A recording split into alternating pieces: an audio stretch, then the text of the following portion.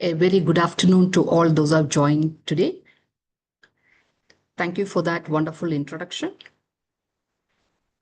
And I thank the organization and the NTAI Association for having invited me for this. Without taking much time, I'll get into my session. So the topic that we are going to see today is research question and the problem statement. The objectives of the session, it goes like this. The participants will be able to know a little more about research problems, identify the sources of research problems, define the problem statement, classify quantitative, qualitative, and mixed method research questions, and illustrate some examples in all these.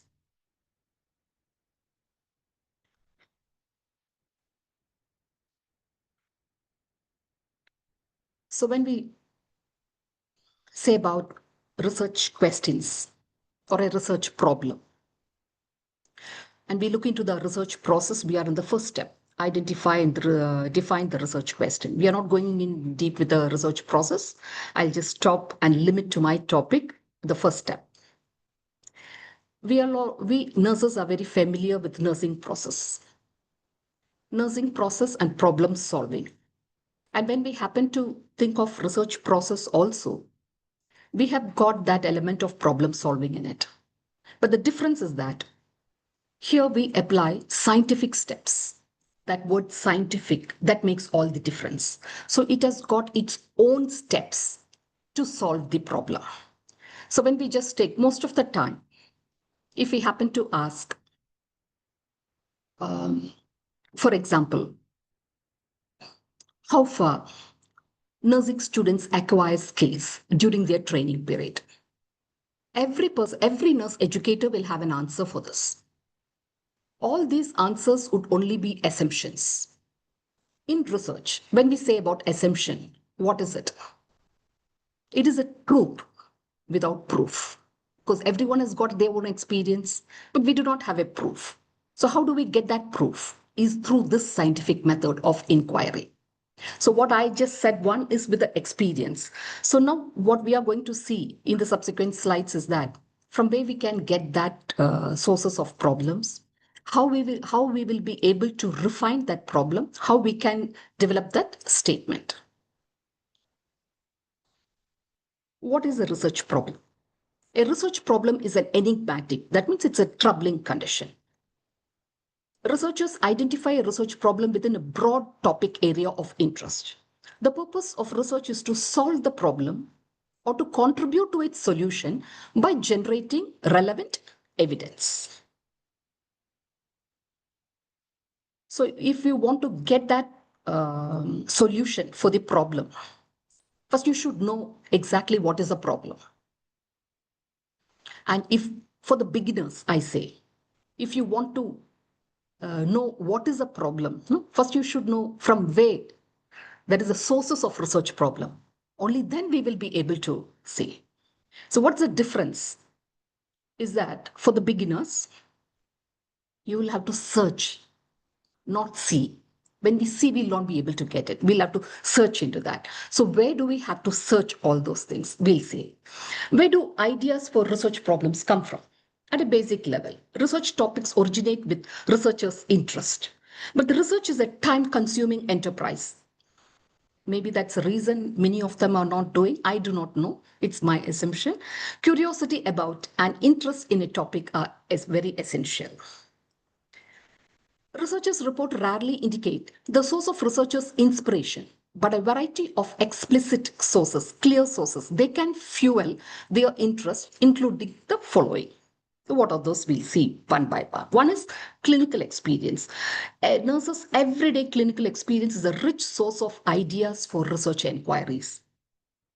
If we are going to work in a hospital as nurses, I'm just talking, we will have to deal a group of patients based on your position, designation. If you're a staff nurses, you will be given a group of patients. If you're a ward supervisor, group of nurses, group of patients. If you're going to work in a level of nursing supervisor, nursing superintendent, we will have to have a group of supervisors. This I have just told only a team of nurses. When we say healthcare team, you all know who are the people, those who are involved. We have got that multidisciplinary people, professionals, those who are working together, each group separately. Apart from that, the fourth class employees. Then patients' relatives. So every day you will have plenty of issues. Even you have a system to manage with. Every issue is a source of research idea, if we happen to think. Second is quality improvement efforts. Now, most of the hospitals are NABH accredited. Every hospital has got their quality control team. What usually the quality control team have attended few meetings, then we could see that they will start telling the standards are not maintained. They did not write the records. Drugs were not given in time. Supplies were not coming in time. So again, what they are going to jot down and tell, all that again, it becomes a research ideas, the sources, problems, research sources of problem, so that from there you can get an idea to do a study. So important clinical questions sometimes, they emerge in the context of findings from quality improvement studies. Personal involvement on a quality improvement team can sometimes lead to ideas for study. Not sometimes, according to me, always it could lead for a study. Nursing literature. Ideas for studies sometimes come from reading the nursing literature. Every college of nursing has got books and journals. Here, most of the journals are read by me. If, however busy I am, at least I will just go through the topics on what they have conducted a study. If some have captured my attention, I'll just keep that journal. I'll not send it to the library. I'll just try to find some time to read the result or how they have done that. The interest. Every institution has got this. So if you happen to look into the number of journals that they have and number of articles, minimum, if I have to take a number, minimum you will get to know at least 100 studies we will have an opportunity to read in a year. 100. All that are ideas. Every study will leave one avenue for the next study. That is an idea. So research articles may suggest problems indirectly by stimulating the reader's curiosity and directly by identifying the needed research. Familiarity with existing research or with emerging clinical issues is an important route to developing a research topic. Social issues. Topics are sometimes suggested by global, social, or political issues of relevance to the healthcare community. For example, the feminist movement raised questions about such topics as gender equity in healthcare. We can take the social issues, what's happening in our town, what's happening around. Public awareness about health disparities has led to research on healthcare access and culturally sensitive interventions. The next source that we can get from is theories. Theories from nursing and related disciplines are another source of research problems. Researchers ask, if this theory is correct, what would I predict about people's behavior, states, and feelings? The precautions can then be tested through research. Actually, theories itself, it's a result of a research. Yes, if you want to test again and you want to add it on or you want to criticize it on, still we can do it. Ideas from external sources.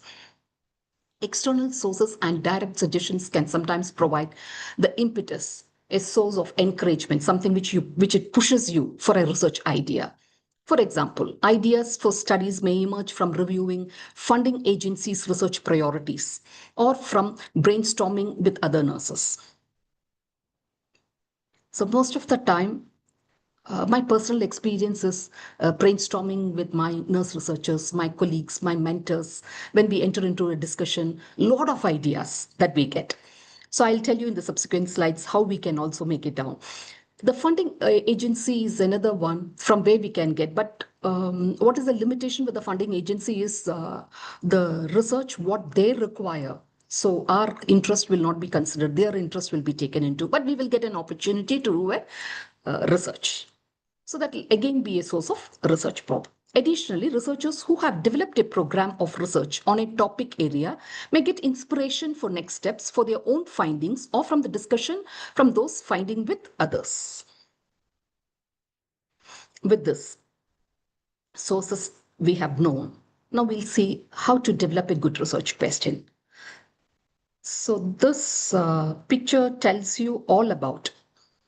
One is we are going to say where we are, on what topic that we are going to do. We are going to narrow it down.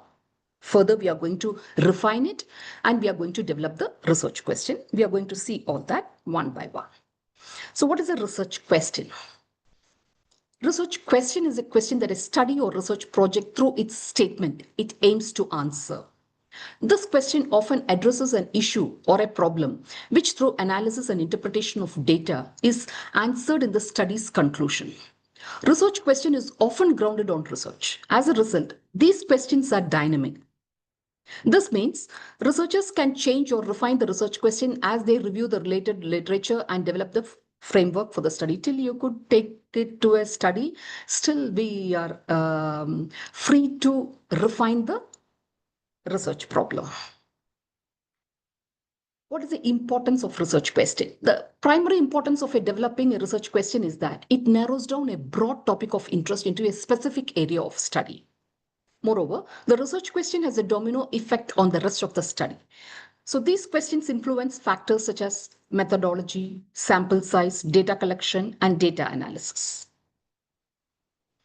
So we are going to see now the steps for developing a good research question. First, what we should do is that start with a broad topic, the area that we are planning to do a study. A broad topic provides writers a plenty of avenues, plenty of ways we will be able to get to explore in their search for a viable research question. Techniques to help you develop a topic into subtopics and potential research questions include brainstorming and concept mapping. These techniques can organize the thoughts, and connections can be identified with a broad topic.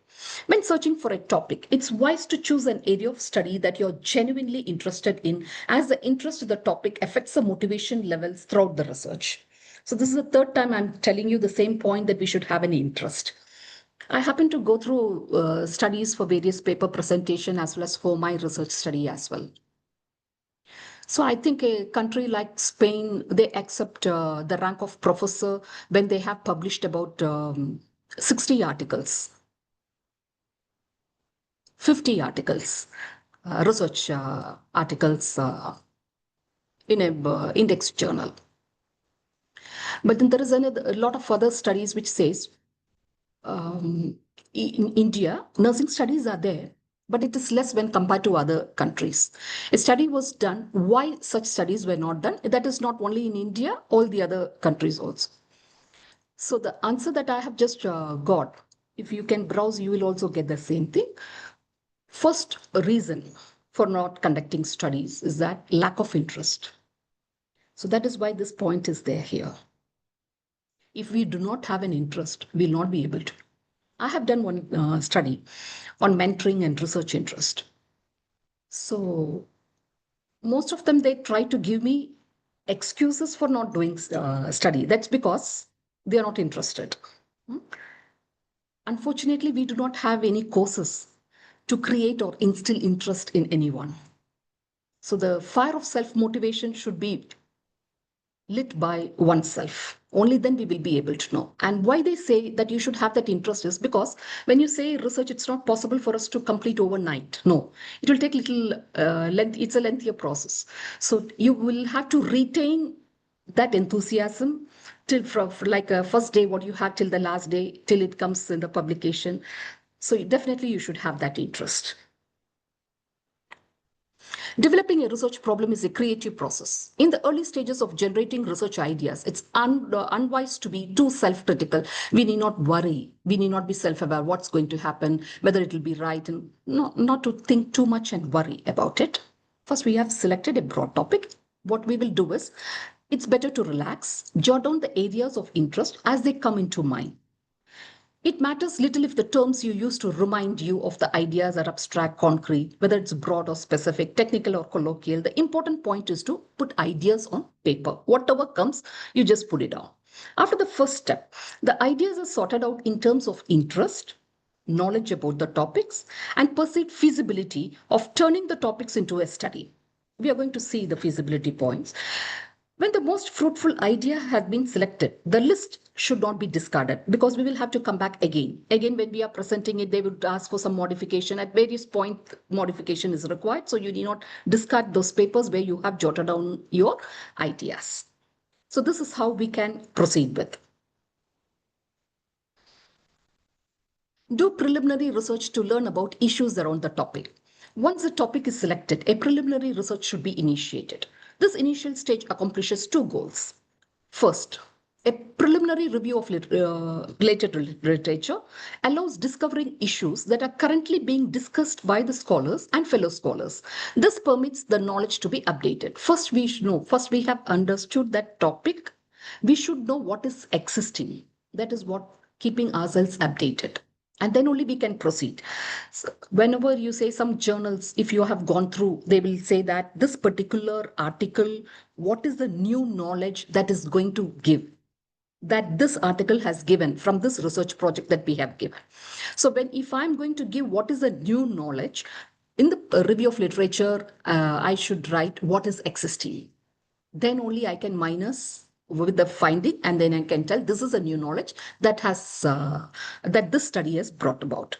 Secondly, a preliminary review of literature permits to spot gaps or limitation in the existing knowledge of the topic. That gap is the one we are going to fill with our study. By refining further, the identified gaps can be focused on research questions. Moreover, according to Farugia, certain institutions, they provide grants. They encourage their faculty to conduct systematic review of available studies. One I said in the sources as funding agency. The other one is giving grants also, no? Where we can apply and we can also get it. Especially in the systematic review studies, you must have heard of, and evidence to see if similar recent study does not already exist before applying for a grant. Here, what happens most of the time, these systematic reviews, they say that it has to be registered. They will be able to tell you if such studies are already been existing or not, so that we can prevent that duplication. After that, we have written that broad topic. Now, what we are supposed to do, we have to bring it down, like that triangle which was tapering and coming down, which we have seen. Narrow down the topic and determine potential questions. The next step is to narrow down on a more specific area of study and narrowing down a research question. When I said what are the questions that we can ask to narrow it down? Example of questions that may help to focus on inquiry include the following. What is going on with? What is the process by which that's happening? What is the meaning of that particular interest of area of topic? What is the extent that it can go to? What influences or causes that particular the concept what we have taken? What differences exist between this? What are the consequences of that particular one? What is existing? What are the factors that contribute to? These questions will help you to refine the broader topic to narrowing it down. Beginning researchers often develop problems that are too broad in scope or too complex for their level of methodological expertise.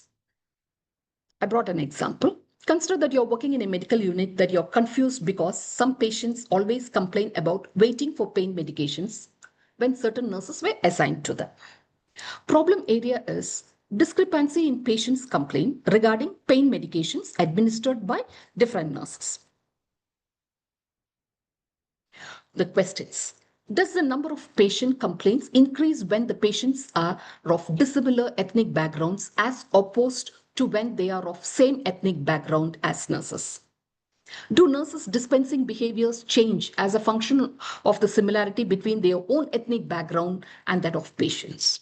These questions stem from the same problem, yet each one could be studied differently.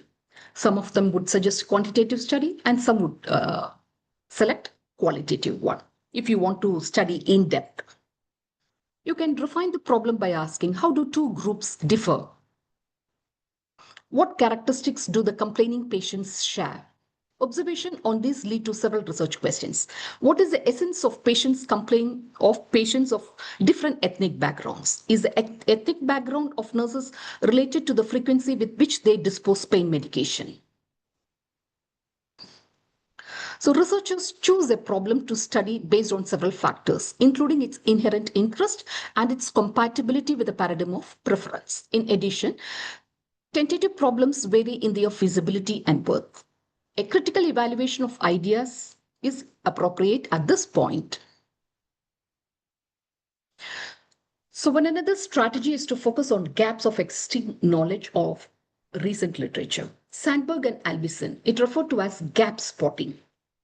This method involves constructing research questions out of identified limitations in literature and overlooked areas of study. So this limitation and that overlooked area is the one which we are going to formulate it as research question. Similarly, researchers choose research questions that extend or complement findings of the existing literature. Another strategy to identify and construct questions is problematization. A research question methodology, problematization, aims to challenge and scrutinize assumptions that support others and the researcher's theoretical position.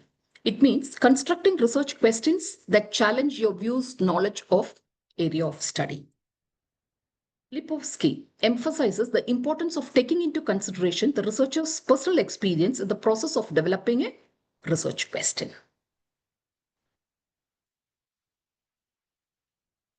So first we have seen taking it as a broad topic.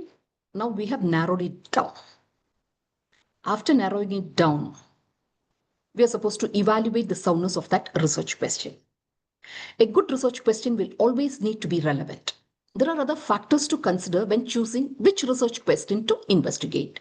According to Hulley, they've just given a FINER criteria. That FINER is an acronym which says feasible, interesting, novel, ethical, and relevant. So I thought in nursing research, it will be more relevant if I'm going to take from Pollitt and Beck. So I've just got it from there. That is evaluating research problems. You see, there are no rules for making final selection of a research problem, but some criteria should be kept in mind. And 4 important considerations given by Pollitt and Beck are significance of the problem, researchability of the problem, feasibility of the problem, and researcher's interest. Let's see one by one. Significance of the problem. A crucial factor in selecting a problem is its significance to nursing. Now we have done all this. We have selected a problem. We have done a study, but you find it's not significant at all. All your energy, effort, everything is waste. So definitely the one which you are going to select, it is not for us to check whether we know methodology. No, you need not waste your time and energy in that. You can find out whether the problem is significant. Evidence from the study should have potential to contribute meaningfully to nursing practice. So most of the time we nurses, when we are writing the report, we write the implications. That's because we have significance of that problem, what we have selected. Within the existing body of evidence, the new study should be the right next step.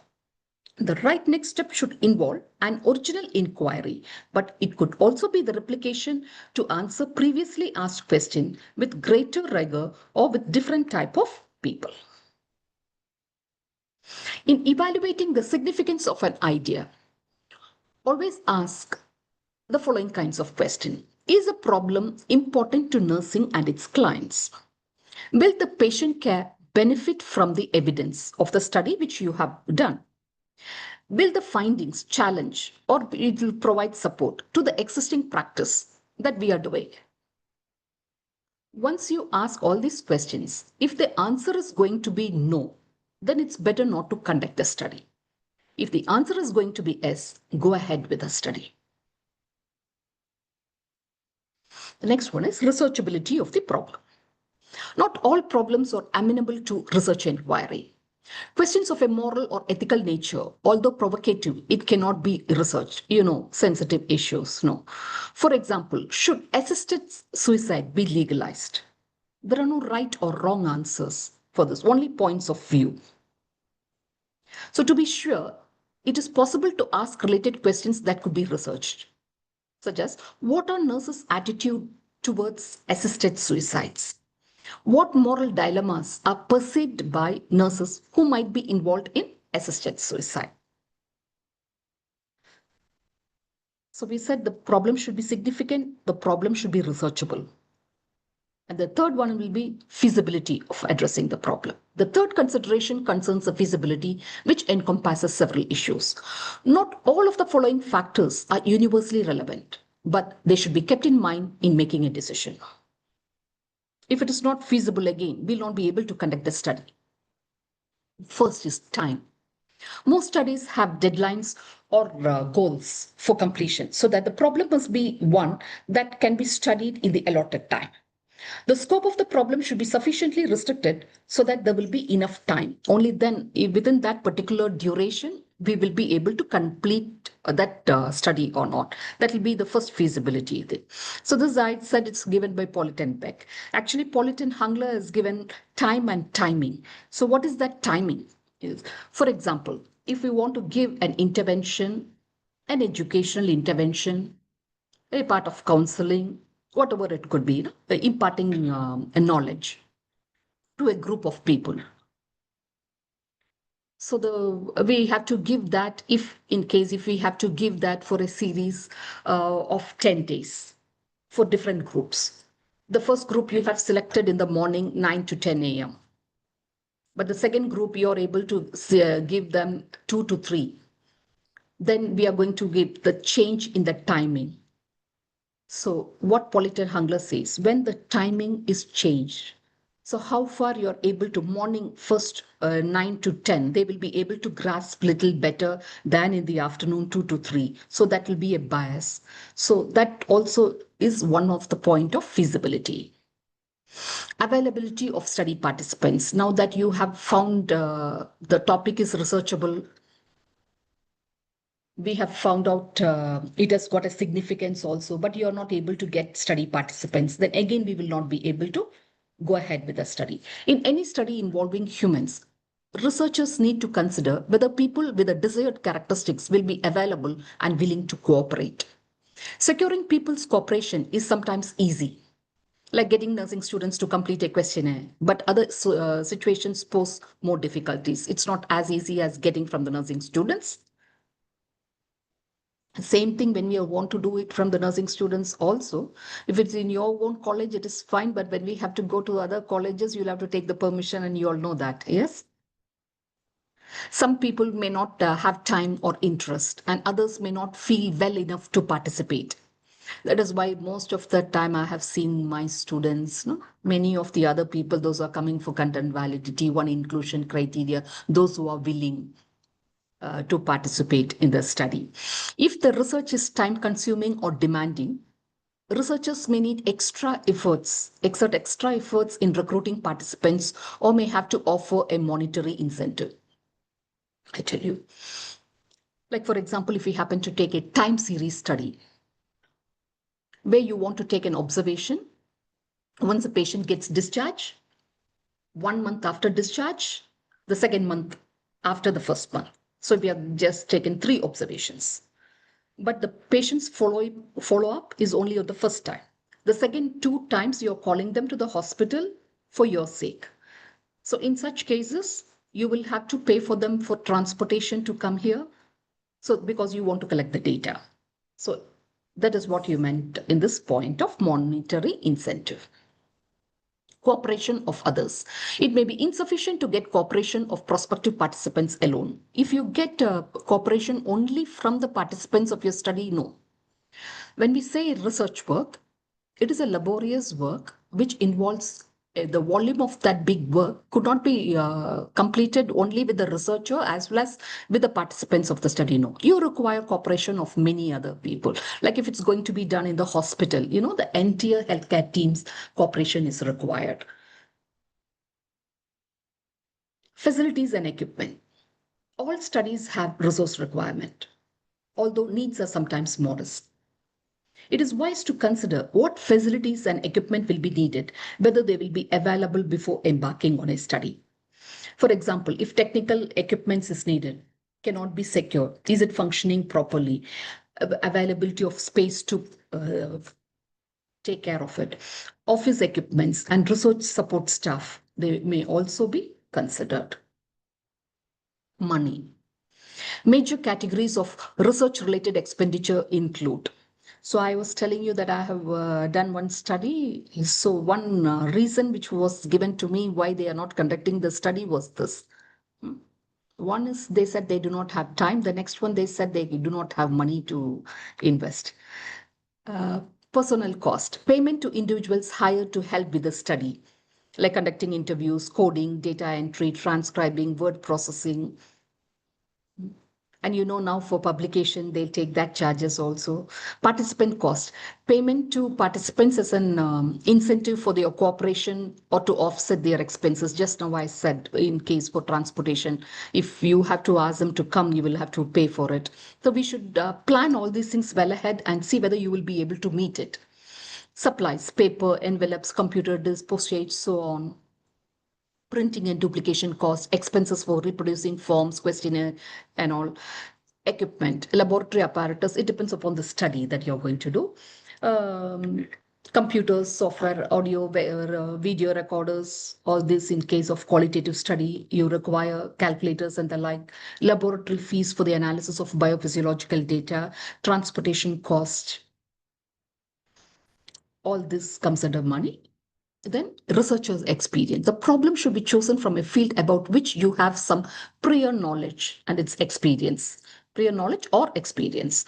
Researchers may struggle with a topic that it is new and unfamiliar, although upfront clinical fieldwork may make up for certain deficiencies. The issue of technical expertise should also be considered. Beginning researchers with limited methodologic skills, they should avoid research problems that might require the development of sophisticated measuring instruments of that involve complex analysis. This is not to discourage the beginning researchers. Once you start doing the study, you will gain experience and then you can go ahead with that. Ethical consideration. A research problem may be unfeasible if an investigation of the problems would pose unfair or unethical demands on the participants. Besides this, the experience which I have undergone, I don't like to say the name of the institutions and the organization. When my group of students, where I've just said it was a very good study, they've just asked to present in their organization.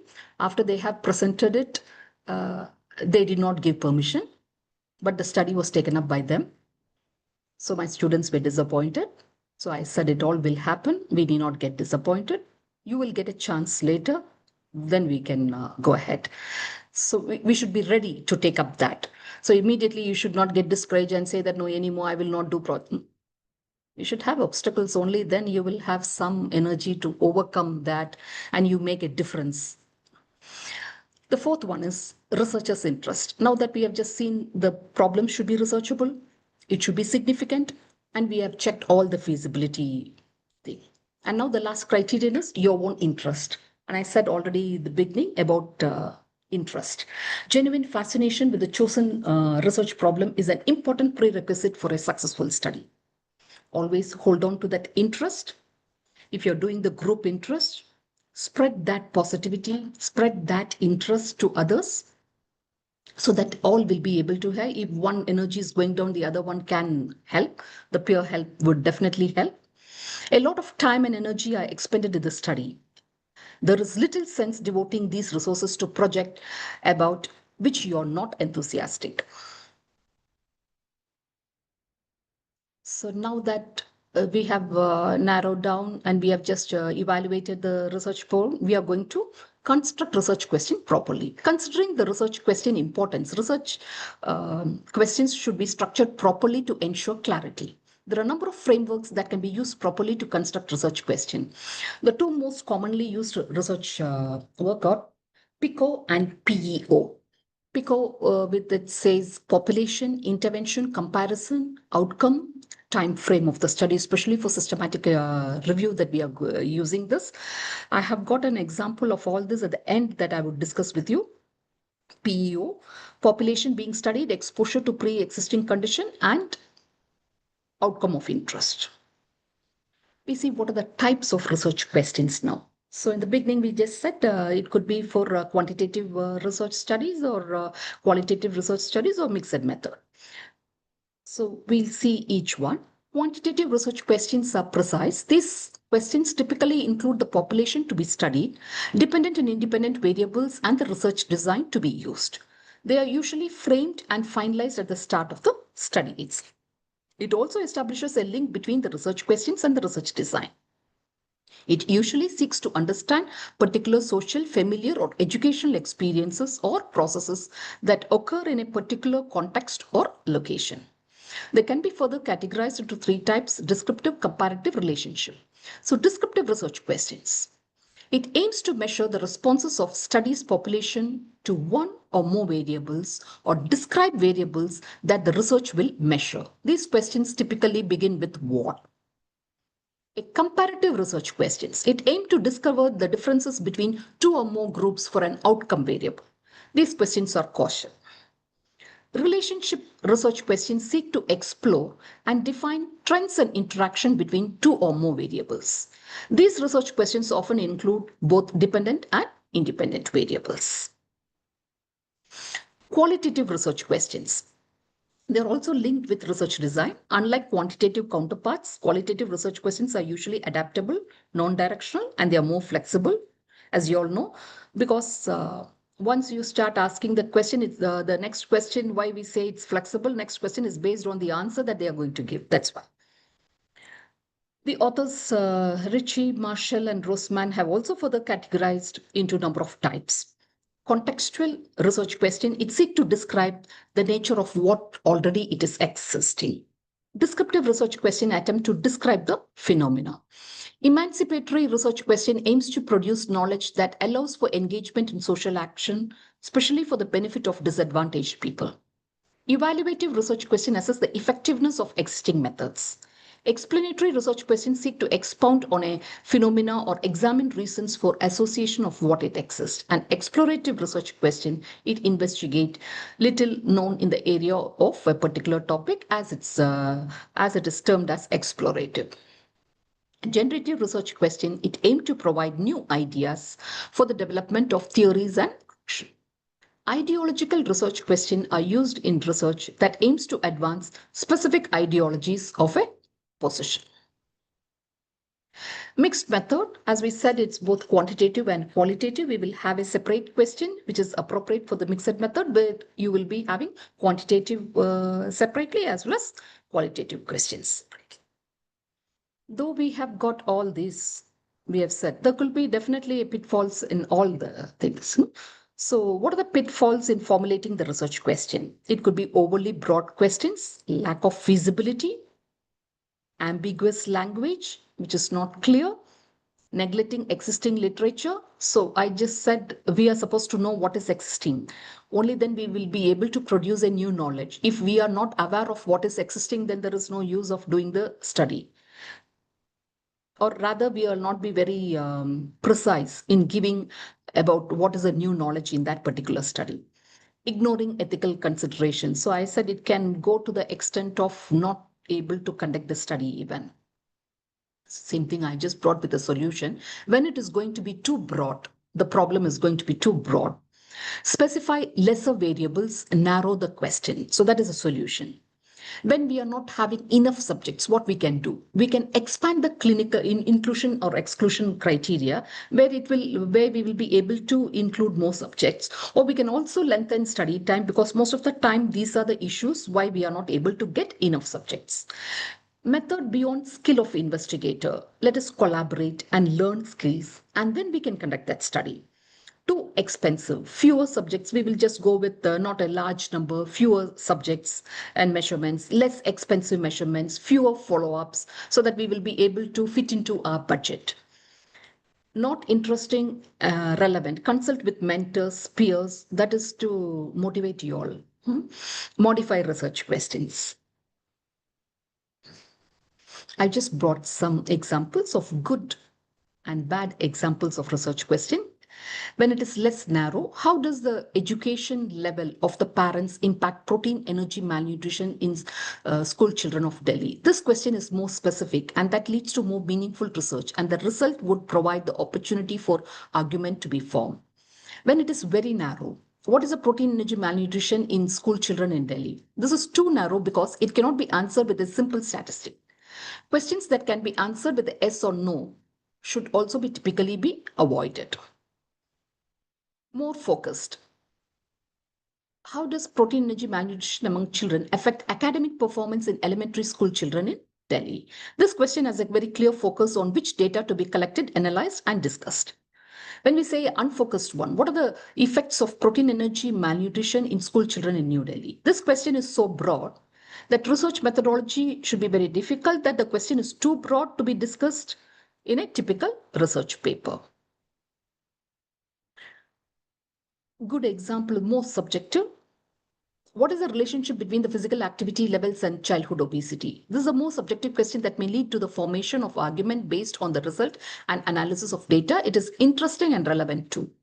But when it is going to be very objective, how much time do young children in Delhi spend doing physical activity per day? This question may allow the researcher to collect data, but it does not lend itself to collecting data that can be used to create a valid argument because the data is just factual information.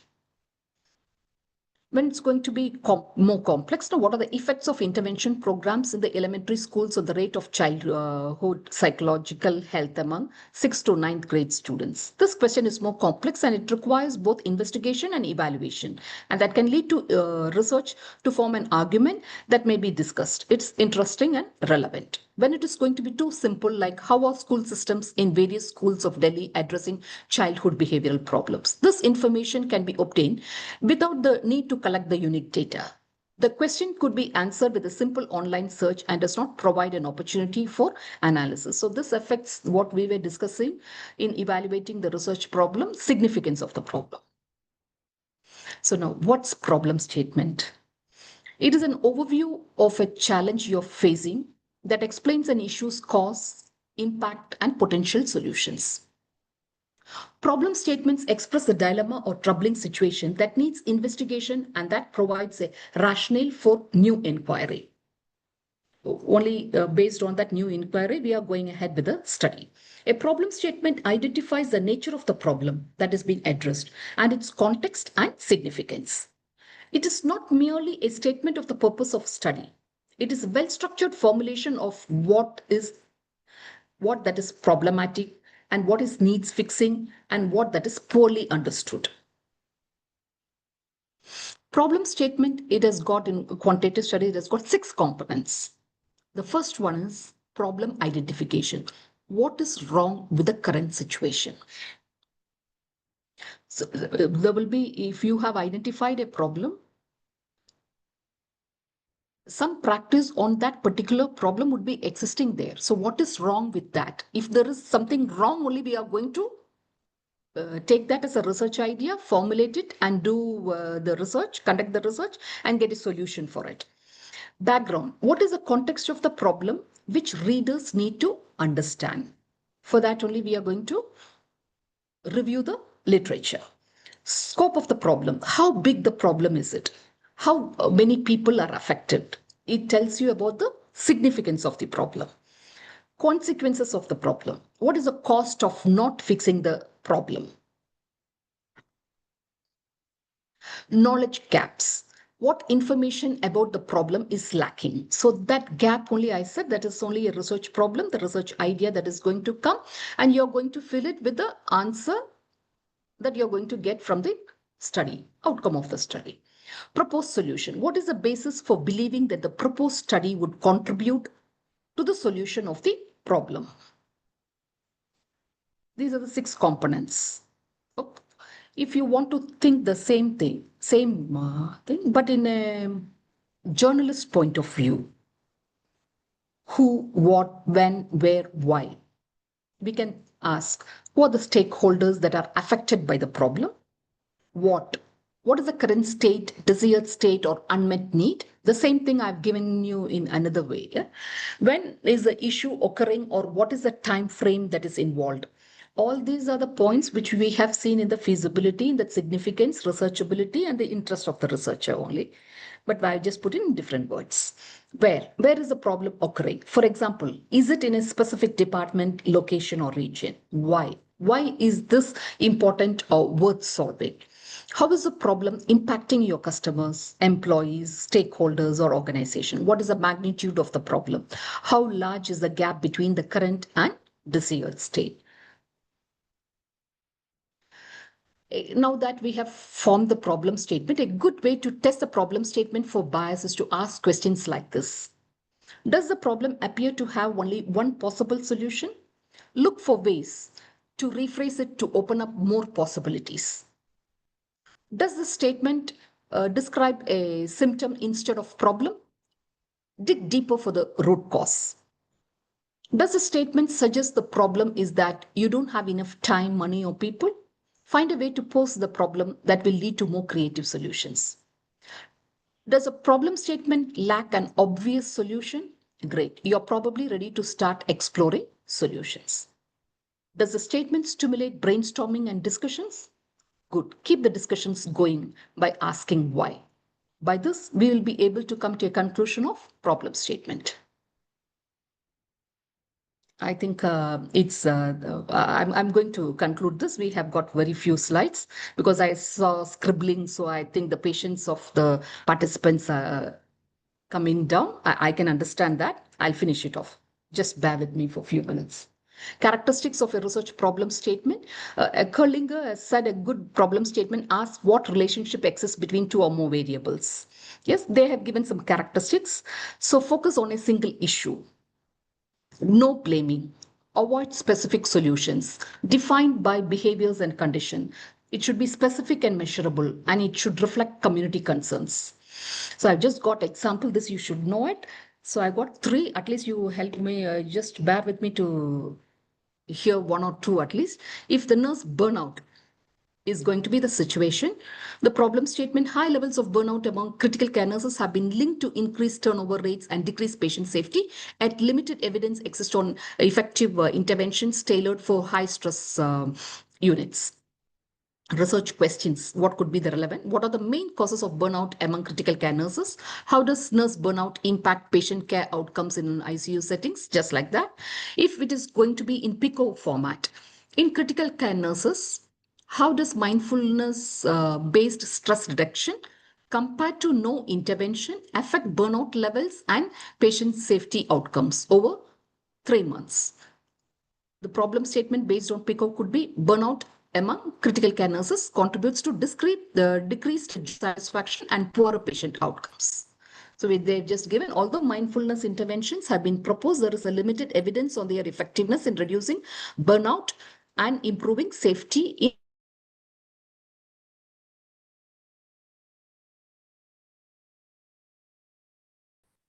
the next Ma'am, one. you I are not. just, Yeah. yeah, you got something to tell me? No, in between your voice was not there. That's why I thought. It's fine Oh, now. all right. So the second example is hand hygiene complaints.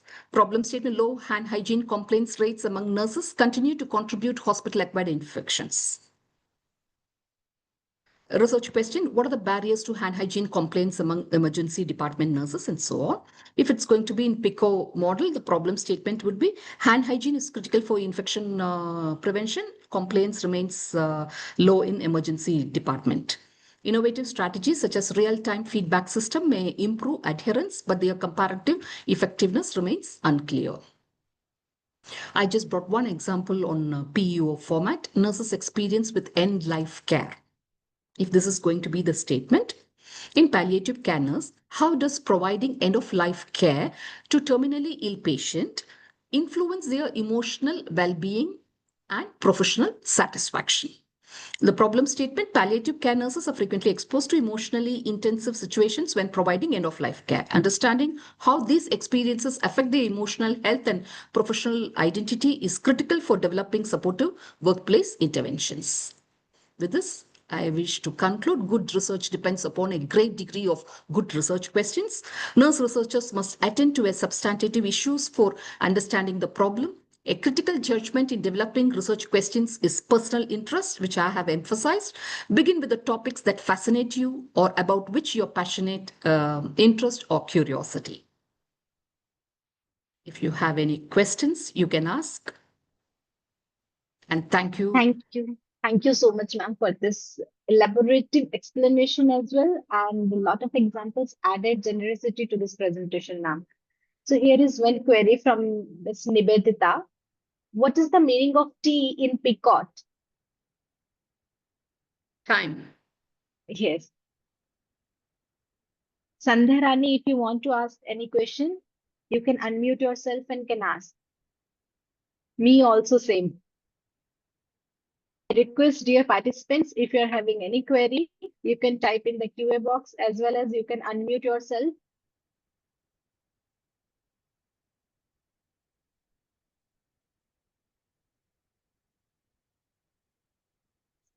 I think one of them have asked for the PPT. I think I have submitted the PPT to the organizers. You can get it from them. Yes, ma'am. After all the sessions will be completed, we will upload the Sure. recorded Sure. session on the YouTube, ma'am. Okay. Uh, Okay. Thank you so much, ma'am, for this elaborative session. Indeed, it was a very interesting one as well, because I couldn't take off my eyes for a few moments from the screen. Oh. It, yeah, seriously, it was very interesting because learning should never stop. No, that interest should be there for all the nurses to conduct research. And I wish all the nurses will enter into this. And I just want to see India in somewhere the place instead of in the last 10, we'll say, no, in that only now India stands with a research interest. So we have to raise up, going to help. So the knowledge is not for us to keep inside. We'll always say the food what you take, no, if you're going to retain it inside, the body will become the body will get spoiled. The knowledge what you keep inside, if you're not going to impart, it is waste. So let's Yes. spread that. Let's conduct more and make our profession feel proud, our country also meet. Thank you. Thank you. Thank you so much, ma'am, for your insightful words. Thank you for accepting our invitation as well. And I can understand how much busy schedule you can have, but then also you put all your efforts in the PowerPoint presentation as well. We all can see, and we can see in the message box as well. Really, it was a very nice session. And I must Thank you. say, I agree with you, ma'am. Lot of constraints are there when we used to conduct research study, when our students are going for the area. Many of the hospitals, many of the institutions are not granting permission to them. This is a very genuine question. I am facing it my workplace as well. Many of the students, I'm sending them, but they are not getting ethical consideration. And they used to be hopeless. Madam, you just explain the things to us, but these things are not going like that, what you have explained. So yes, this is the most genuine question in this current scenario. I must say that's why students are not taking up the research. Actually, we are lagging behind in the area of research. There is a lot of duplication of the research, I must say. So let's be together and we can continue to serve our nursing fraternity as well. Thank you so much, ma'am. Thank you. Thank you. Thank you, ma'am. Thank you, dear participants, to stay tuned for this session. I must remind you that after completion of this series, we will be uploading the recording session of this series after 26th May on the YouTube channel of the Nursing Teachers Association of India. We would feel very happy to serve you all. In case of any queries, feel free to drop the queries in the WhatsApp. And don't forget to join tomorrow on the same time, that is 3 p.m. Tomorrow's topic is nursing research designs, which are going to be taken by Dr. Maria from Pondicherry. So see you tomorrow. Don't forget to fill the pretest if you have not done. This is the deadline. Till 5 p.m. you have to complete the pretest. Thank you, everyone. Have a great time ahead. See you tomorrow.